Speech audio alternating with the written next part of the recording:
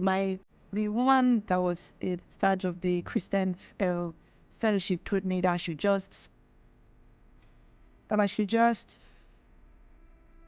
okay. So she said I should just stay back and everything will be alright. So when I go to mosque at all, and when they are doing the whole thing, I'm just with pray to Jesus.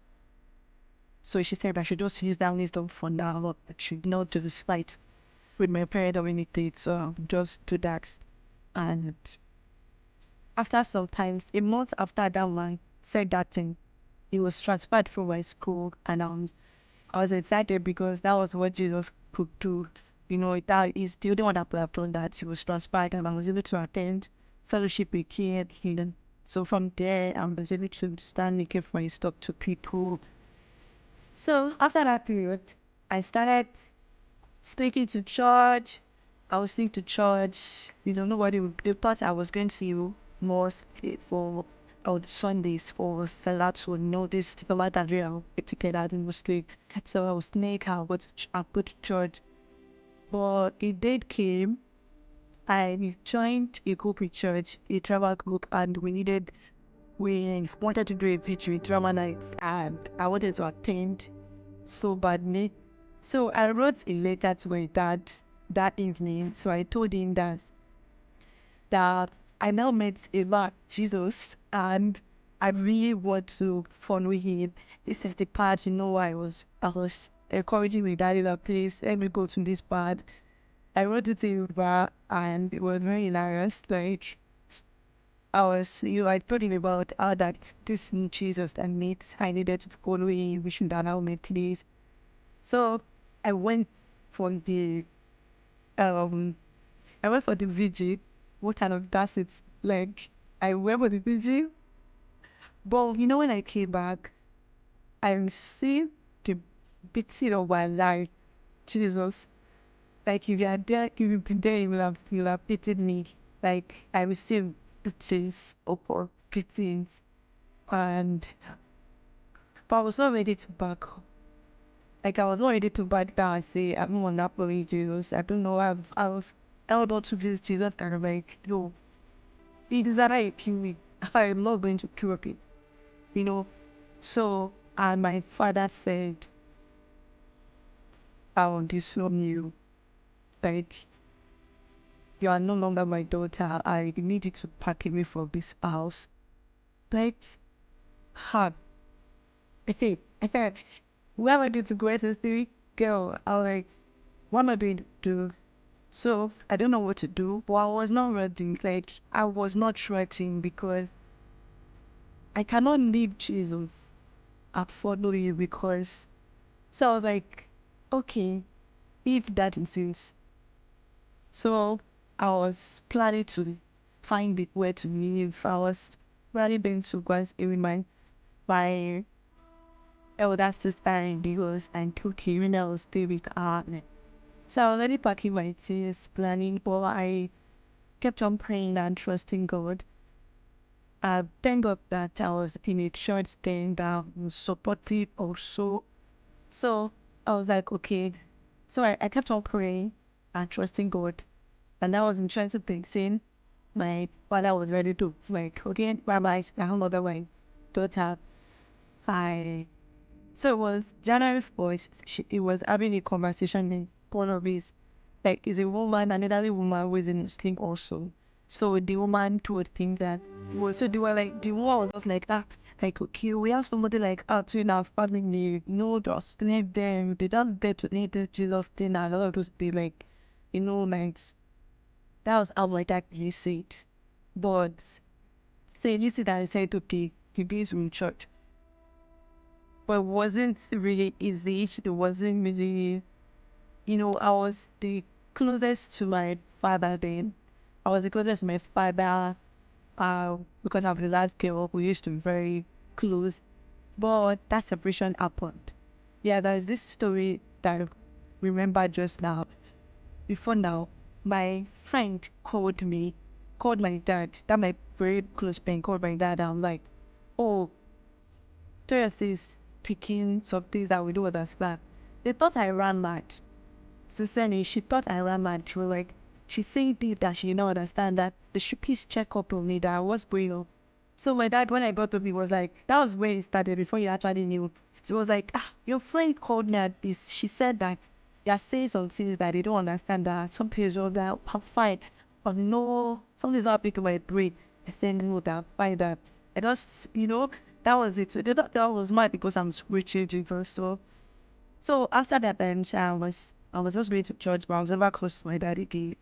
So as time goes on, Holy Spirit started helping me. It started seeing the fruit of spirit in me. Like before, when you abuse me or you make me happy, I can post you, I did up things that really, I don't give a shit there. So I was changed, like, and it was so instant. I was changed. I was the way I did things. Holy Spirit started giving me instruction, like like the way it led me to okay, when I wanted to study accounting and economics before. Holy Spirit revealed to me the course to study, and then I've never had any of the course before.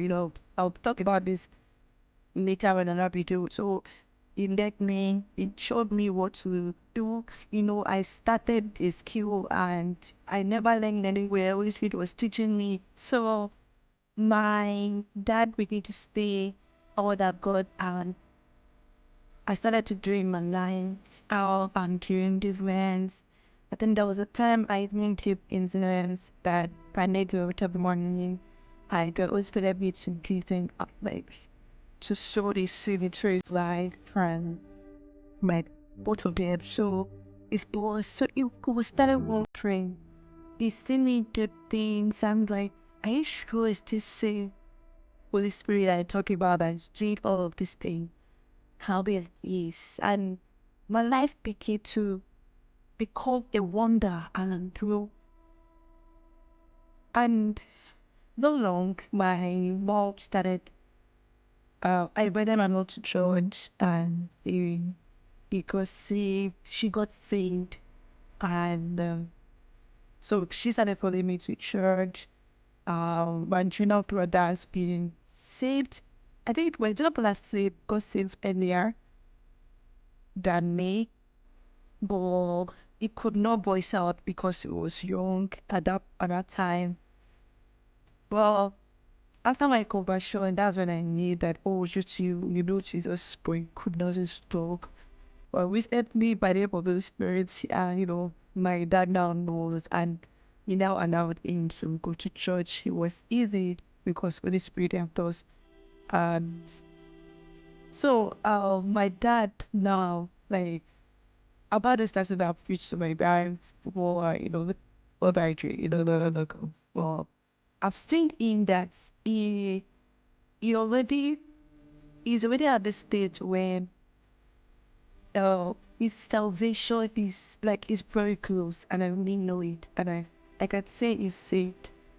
I have believed it because that is what is accomplished and what God has done, and I am very grateful to God because I'm grateful to God that He chose me at that point. That is because He loved me personally. That is why He chose me at that early age. It was not a bit like when I started my walk with God and grew very fast, but the process was worth it. The process had a reason, and that is the same thing that I'll be telling you today, because to let you know that no matter where Jesus meets you, Jesus met a Samaritan woman at the well. He met Peter when he was preaching. He met so many other people at different points and different stages of their life.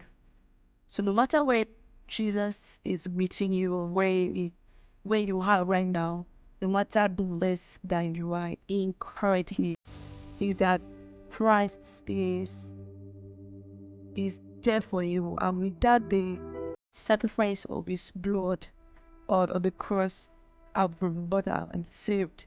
And the same goes for you. He has paid His price. He has sacrificed Himself for you so that you can live that life that He wants you to live. And Some of you might be like, oh, I don't sin and I don't believe in good life. Yes, but your good life is not enough to get you saved. Yes, it's not enough. It's not enough. And that was why when that man was asking Jesus, what's his name? I think I will talk to Grandpa. He was saying that, how can I be born again? I was like, I do all of those things. I do this. I think it was Nicodemus. Where they was saying, yeah, it was Nicodemus. It was saying, I do this, I've been doing this, I'm very good at this. But to see that there was not enough, that Jesus said, except you get born again, you cannot see the kingdom. And also, it is story of another man is Cornelius. Cornelius was very prayerful. He was devoted. He was praying at every watch hour, but he did not have Christ, and that was why God sent the angel to talk to Peter also, so like come to him and preach to his food, so they could get saved and meet Jesus. So no matter where you are, maybe you are this book person or you are this one that you know mostly